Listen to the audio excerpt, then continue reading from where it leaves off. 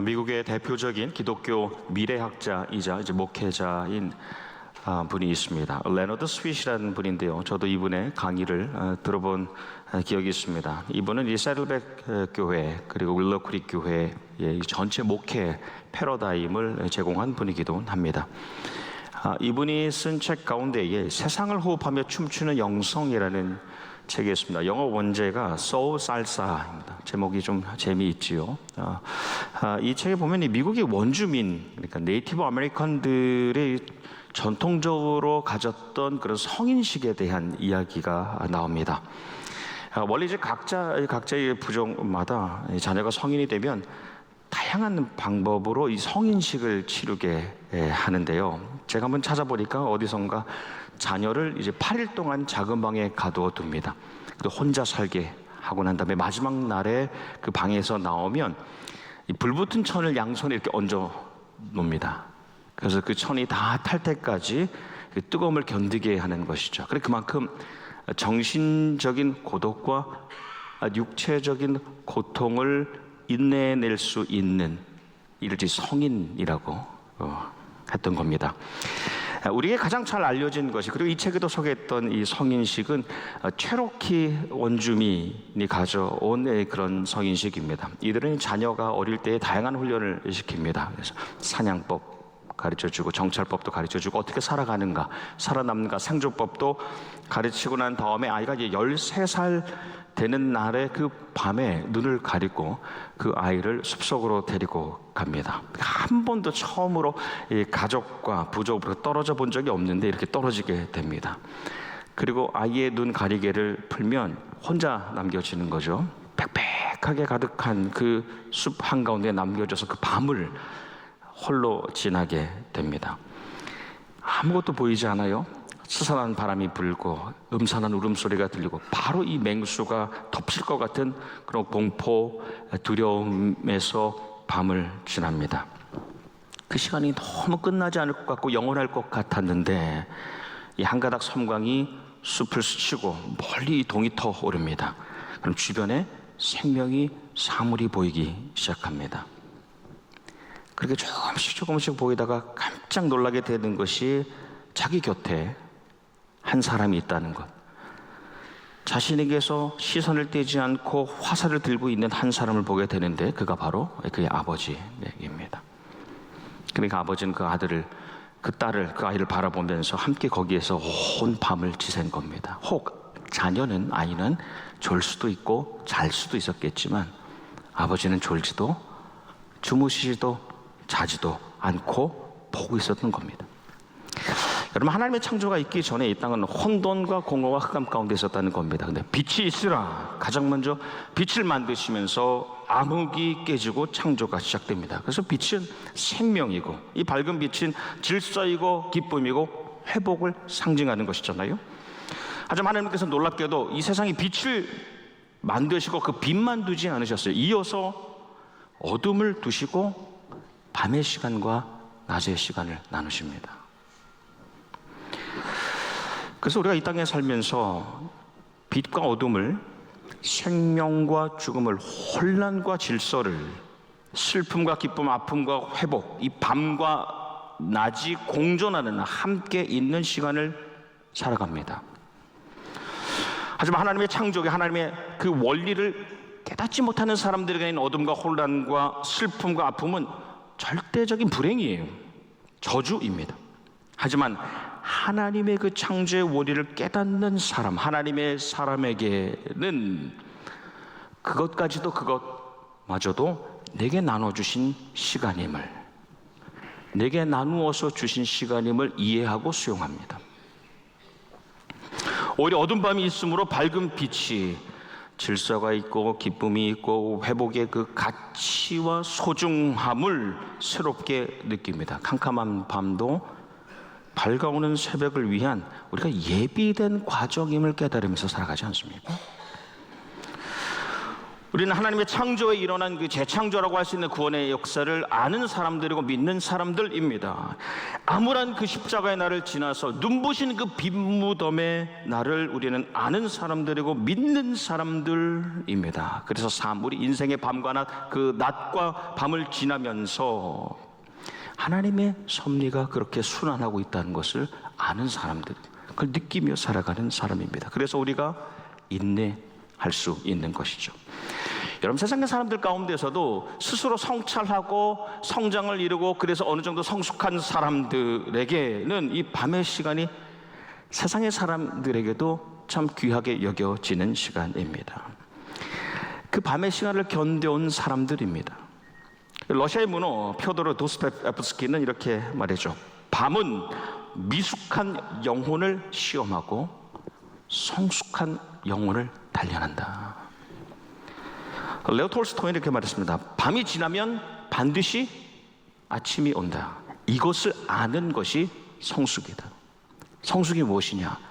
밤이 지나 아침이 온다는 것을 아는 것이 성숙이라는 겁니다. 이 아이는 밤이 가르쳐주는 두 가지의 모습, 두 가지의 면을 알게 되지요. 불가피성, 밤은 도저히 피할 수 없는 것이구나. 어떤 불가결성, 밤이라는 것은 내 삶에 반드시 필요한 것이구나 라는 것을 알면서 아이가 어른이 됩니다. 신앙의 성숙함도, 우리 신앙의 성숙도도 어둠의 시간을 지나면서 하나님을 만나고 하나님 앞에서 회개가 일어나고 믿음이 쌓이고 회복을 경험하고 마침내 감사하면서 신앙에 있어서의 아이가 신앙에 있어서의 어른이 되어가는 겁니다. 그래서 우리가 그리스도의 장성한 분량의 충만함에 이르기까지 이 밤과 낮을 계속하여 지나게 됩니다. 우리 욥기의 말씀을 나누겠습니다. 다음 주면 이제 욥기의 말씀도 우리가 마치게 되는데요. 여러분, 욥이 지나는 그 밤의 시간에 그 밤에 찾아온 세 친구들이 있었죠. 조문하고 위로하려고 왔지만 사실을 보면 비난하고 질책합니다. 근데 그 주된 주제가 있어요. 왜 갑자기 너에게 이런 밤이 찾아왔냐는 겁니다. 왜 너에게 이런 고난이 찾아왔는가입니다. 이 세 친구 가운데 먼저 엘리바스라는 친구, 엘리바스라는 이름의 뜻은 하나님은 심판자라는 뜻인데, 이 친구는 자기 경험에 빠져 있는 사람입니다. 너의 고난을 내 경험해 보니까 너의 죄악 때문이다. 그러니까 회개하라라고 정죄합니다. 이어져 있는 친구 빌닷은, 이 빌닷의 이름이 논쟁의 아들입니다. 그 말대로 논쟁을 좋아하는 것 같아요. 자기 감정에 빠져서 말합니다. 내가 만든 것이니까 너에게 돌아가는 것이 당연한 거 아니냐, 인과응보다 라고 훈계합니다. 마지막 소발이라는 친구가 나오죠. 소발이라는 이름의 뜻은 지적이는 사람입니다. 자기 확신에 빠져 있는 사람, 너의 죄를 하나님이 아직도 다 갚지 아니하였다라고 책망합니다. 저주의 말이죠. 근데 여러분, 우리가 욥기를 통해서 아는 것처럼 욥은 완전한 사람이 아니었어요. 그래서 때로는 하나님께 원망하듯이 말합니다. 그리고 친구들 사이에서도 이 자기 억울함을, 무고함을 호소합니다. 하지만 하나님을 향한 그 기대, 하나님을 향한 그 마음, 하나님을 향한 그 믿음을 끝까지 잃지 않잖아요. 그게 욥의 위대함이잖아요. 끝까지 하나님이 다시 나타나시면 내가 그분을 보길 원한다. 그 신앙을 지켜갑니다. 욥의 친구들의, 세 친구들의 그 소란과 소음이 다 지나고 난 다음에 그의 곁에서 새로운 이야기를 하는 인물이 나오는데, 우리가 아는 엘리후라는 사람입니다. 여러분, 엘리후라는 그 이름은 그분이 하나님이시다라는 뜻을 가지고 있습니다. 이전의 친구들은 자기의 경험에 따라서, 감정에 따라서, 확신에 따라서 자기 중심으로 욥의 문제를 접근하고 해석했어요. 근데 엘리후는 하나님 중심으로 이 고난의 문제를 봅니다. 하나님의 관점에서 이 고난을 봅니다. 그리고 해석합니다. 그래서 욥이 지금 경험하고 있는 이 과정이 밤의 시간, 이 어둠과 이 어려움이 죄악의 결과가 아니라 그를 향하신 하나님의 그 연단의 과정일 수 있다는 것을 처음으로 얘기하죠. 훈련의 과정일 수 있음을 말합니다. 그래서 먼저 엘리후가 세 명의 친구들을 향해서 이렇게 말합니다.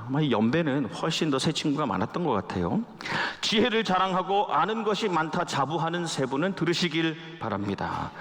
어른들은 음식 맛만 봐도 그 음식이 좋은 음식인지 아닌지 알면서도 지혜의 말씀은 듣고도 깨닫지 못하는 것 같습니다. 지혜라는 것이 연수와 연륜에서 나오는 것이 아니라 그 지혜는 하나님으로부터 오는데 그것을 모르니 고난을 이해할 능력이 없다는 겁니다. 고난은 하나님의 섭리, 그분의 계획 안에서 연단의 과정임을 깨닫는 겁니다. 그 다음에 엘리후가 욥에게 말을 하는데 오늘 우리가 함께 나눈 말씀이 그 안에 들어있습니다. 사람은 학대가 많음으로 부르짖으며 군주들의 힘에 눌려 소리치나 나를 지으신 하나님은 어디 계시냐고 하며 밤에 노래를 주시는 자가 어디 계시냐고 말하는 자가 없구나입니다. 이것을 원어에 따라서 해설하면 이렇습니다. 사람들은 억압이 심하면 부르짖고 권력자들의 힘에 눌리면 소리를 지르지만 그들을 창조하신 하나님께는 돌아가지 않습니다. 어두운 때라도 밤에도 노래를, 희망을 주시는 하나님께로 돌아가지 않습니다 입니다. 고난당할 때 이런 소리 저런 소리를 내지만 정작 고난의 밤에도 우리를 노래하게 하시는 이 고난의 과정 가운데서도 계속해서 하나님 집중하고 하나님을 향해 찬양하게 하시는 하나님을 찾지 않는다는 겁니다. 그래 고난 중에 노래가 그쳐버렸다는 것이죠. 그들 모두가 건강과 재산과 가족에 잘되게 하시는 하나님, 복 주시는 하나님을 바라보고 그 밝은 날에 쌓아왔던 연륜, 연수, 그 지혜를 자랑했어요. 근데 하나님께서는 어두운 날에도 인생을 주관하시고 인도하시는 분이심을 모두가 망각하고 무지하고 있었다는 겁니다. 얼마 전에 제가 좀 죄송스러운 마음으로 더 자주 찾아뵙지 못하는 죄송함으로 LA 타운에 있는 요양시설에 한 권사님을 찾아뵀습니다. 제가 아마 하나님 앞에서 지금 선다면 가장 죄송스러운 것은 잘못했다고 할 수 있는 것은 어려움 가운데 있는 성도들을 바쁘다는 이유로 찾아뵙지 못하는 것이겠죠. 제가 일전에 그 권사님을 찾아뵀을 때 깊이 잠들어 계셔서 몇 번 이렇게 성함을 권사님 부르다가 일어나지 못하셔서 혼자 기도하고 온 적이 몇 번 있습니다. 근데 이번에도 주무시고 계신데 이번엔 일부러 깨웠습니다. 조심스럽게 권사님 이렇게 흔들어서 깨웠습니다. 제가 인사를 드리니까 놀라시면서 저를 이내 알아보셨어요. 아, 목사님 너무 반가워 하시는데 몇 번을 이게 꿈이에요, 생시예요 이렇게 말씀하시는데 제가 너무너무 더 죄송하더라고요. 보통 가면 먼저 이제 말씀을 나누고 그 다음에 기도하고 그 다음에 이제 이야기를 나눕니다. 근데 기력이 없으시니까 이렇게 누우셔서 말씀을 나누시는데 권사님 고향이 어디세요? 어떻게 지내셨어요? 근데 갑자기 제가 권사님께 묻고 싶었어요. 권사님 좋아하는 찬송이 어떻게 되세요? 권사님 가장 좋아하는 찬송이 뭐세요? 라고 물었습니다. 힘있게 답은 못 하시는데 조용히 내 영혼이 은총 입어요. 그 답을 듣고 제가 바로 3절 가사로 함께 불렀습니다. 높은 산이 거친 들이 초막이나 궁궐이나 내 주 예수 모신 곳이 그 어디나 하늘나라. 그리고 다시 마음에 감동이 돼서 1절부터 3절까지 같이 권사님과 불렀습니다. 찬양을 다 마치고 그리고 권사님이 조용히 저에게 이렇게 말씀하세요. 하루에 5번 불러요.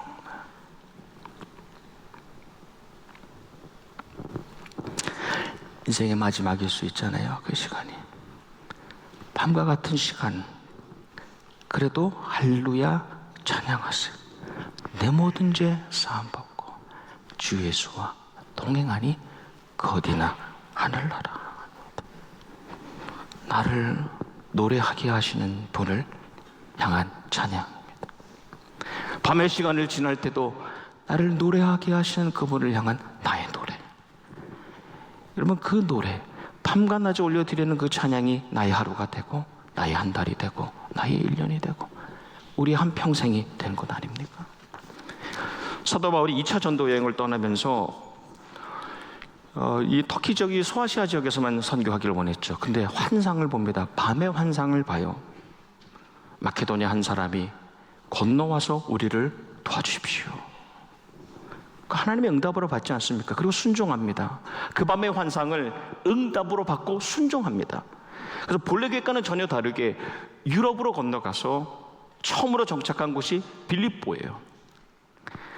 근데 말씀 따라갔으니까 응답받고 순종해서 갔으니까 좋은 일만 있을 줄 알았는데 누가 소리를 지릅니다. 귀신 들려서 점을 치는 여인이 소리를 지르는 거예요. 나 조용히 사역하고 싶은데. 하지만 죽게 하죠. 치유하여 줍니다. 근데 그 귀신 들려서 점치는 여인으로 인해서 유익을 얻던, 수익이 있었던, 수입 있던 그 주인들이 고발하죠. 그래서 잡힙니다. 옷이 벗겨지지 않습니까? 매질을 당하지 않습니까? 착고에 채워지지 않습니까? 감옥에, 가장 깊은 감옥에, 사형에도 처할 수 있는 그 감옥에 들어가지 않습니까? 하나님, 제가 그 밤에 주시는 환상에 순종했습니다. 그 밤에 하나님이 거기 계신 줄 알고 제가 순종하고 여기까지 왔는데, 계획까지 바꿔서 왔는데 그 결과는 깊은 감방이에요. 그러면 그 밤에 내게 환상을 주신 분과 이 밤에 이 감옥에 있는 하나님 계시다면 정말 하나님이 살아계신다는 겁니다. 살아계시냐는 겁니다. 이런 고난기, 이런 괴로움과 이런 어려움이 오는 거 보니까 내가 응답을 잘 분별하지 못했나 보다. 자책하고 의심할 수 있었습니다. 근데 말씀해 보니 한밤중에 바울과 실라가 기도하고 하나님을 찬송하며 죄수들이 듣더라입니다. 밤의 시간, 내가 아버지를 볼 수는 없어요. 하지만 하나님은 항상 나를 바라보시고 시선을 두시고 계시다는, 보이진 않지만 그분을 향한 노래, 할렐루야, 찬양하세, 내 모든 죄 사함받고 주 예수와 동행하니 그 어디나 하늘나라. 지진이 나죠. 옥토가 흔들립니다. 착고가 풀어집니다. 그리고 그 밤, 그 동일한 밤에 간수와 가족들이 그 밤에 세례를 받아요. 그러면서 빌립보 교회가 다시 세워지지 않습니까? 내가 환상 중에 응답을 받았던 그 밤, 감옥에서의 밤, 그리고 세례를 주고 교회를 세워가는 그 밤. 여러분, 예수님께서 십자가가 가까이 왔으면 아셨어요. 그 제자들과 마지막 그 밤을 앞두고 마지막 저녁 식사를 하시잖아요. 마지막 만찬에 내 몸, 내 살과 피를 상징하는 떡과 잔을 나눠줍니다. 떼어주세요. 부어주세요. 저녁 식사를 다 마치고 그 다음 이어지는 말씀이 그들이 찬미하고 감람산으로 나아가니라. 죽으러 가는 길이에요. 근데 예수님과 제자들이 찬미하고 마지막 그 감람산 겟세마네로 가시던 그 밤에 하나님을 찬양하는 겁니다. 여러분, 하나님의 사람들은 항상 밤의 시간에 찬양하는, 하나님을 노래하는 사람들이었습니다. 우리가 잘 아는 이 시편 42편, 다윗이 지어서 고라 자손들이 불렀던 찬양. 아들 압살롬이 배반하고 나를 죽이러 왔을 때 예루살렘에서 피신하고 그때 혼자 되었을 때 그 밤에 불렀던 시편 42편. 낮에는 여호와께서 그의 인자하심을 베푸시고 밤에는 그의 찬송이 내게 있어 생명의 하나님께 기도하리로다. 그 마지막 42편의 마지막 말씀이 이렇지 않습니까? 내 영혼아, 내가 어찌하여 낭망하며 어찌하여 내 속에서 불안해하는가? 나는 하나님께 소망을 두라. 나는 그가 나타나 도우심으로 말미암아 내 하나님을 여전히 찬송하리로다.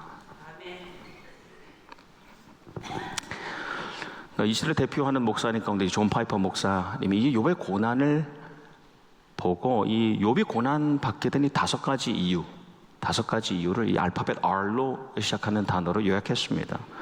처음에 repentance입니다. 회개케 하십니다. 고난은 우리를 회개하게 합니다.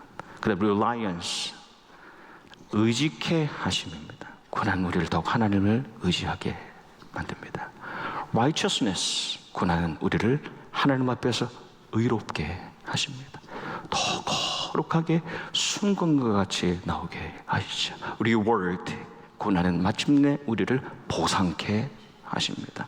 그리고 remind, 고난은 우리로 하여금 그때를 다시 회상하게 하고 감사하게 한다는 겁니다. 욥기의 그 시작과 마침, 주신 이도 여호와시요 거두신 이도 여호와시니 여호와의 이름이 찬송을 받으실지니라. 있으나 없으나 밤과 낮으로 신실하신 하나님께 노래하는, 하나님을 믿으며 찬송과 영광을 돌리는 이들, 그들을 회복시키시는 하나님. 그래서 존 파이퍼 목사님 이렇게 말했는데요, 하나님을 가장 즐거워할 때, 하나님을 가장 즐거워할 때 하나님은 우리 안에서 가장 영광 받으신다 합니다. 말씀을 맺습니다. 제가 이제 말씀 준비하면서 이 네이티브 아메리칸들이, 원주민들이 과거에 어떻게 성인식을 했는지를 한번 찾아봤습니다. 너무너무 다양해요. 재밌더라고요. 그 가운데 하나가 상당히 인상 깊었습니다. 이 부족은 이 아이들이 이제 자라면서 다양한 훈련을 시키고, 그 다음에 성인이 되는 그 나이가 차면 그 성인이 되는 아이들, 될 만한 아이들을 다 모읍니다. 옥수수 밭에 모아요. 그래서 아이들을 일렬로 딱 세웁니다. 옥수수 밭에서. 그리고 미션을 하나 줍니다. 너희가 이제 밭에 들어가서 너가 볼 때 가장 좋은 옥수수, 알이 가장 굵고 좋은 옥수수 하나를 가져오라고 합니다. 그럼 아이들이 다 흩어져서 그 넓은 옥수수 밭에서 가장 좋은 최상의 좋은 옥수수 하나를 다 가지고 옵니다. 다 같이 다시 모이는 거예요. 그런데 그 아이들에게 대부분이 아무리 봐도 다른 아이가 가져온 옥수수가 더 좋아 보이는 거예요. 내 옥수수가 제일 못나 보이는 겁니다. 그러니까 대부분이 후회한다고 해요. 그때 족장이 이렇게 말합니다. 앞으로는 이제 어른이 되면 다른 이들의 옥수수를 바라보지 말고 살아라 합니다. 나의 삶과 너의 삶을 비교하지 않는 것. 하나님께서 그녀에게 주신 그 과정을 그 자체로 인정하는 것. 나에게 주신 밤의 시간, 낮의 시간을 받아들이는 것. 그게 진짜 어른됨이죠. 여러분, 이 시대 현대인들의 낭망, 이 현대인들이 경험하고 있는 상실이 어디서 오느냐? 여러분, 절대적인 고난에서 오지 않습니다. 대부분 우리가 이제 일용할 양식 없어서 고난 당하지 않잖아요. 오히려 우리의 낭만과 상실은 다른 이들이 나보다 더 좋은 날을 산다 라는 상대적인 비교, 견줌에서 오는 박탈감, 그래서 아픔을 느낍니다. 마치 베드로도 그랬잖아요. 자기 고난에 대해서 주님께서 예언하실 때, 주님, 그러면 저 사람 어떻게 되겠습니까? 요한의 노후는 어떻게 되겠습니까? 하지만 하나님께서는 내게 가장 관심이 있으시고 나를 가장 집중하여 바라보시고 오늘도 지금도 나와 함께 하시고, 아버지가 보이지 않아도 나를 통하여 노래를 듣기를, 찬양 받기를 원하시는 분이십니다. 그 섭리 안에 살면서 밤이나 낮이나 하나님의 놀라우신 계획을 찬양하는 아름다운 인생 되시기를 주님의 이름으로 축원합니다. 기도하겠습니다.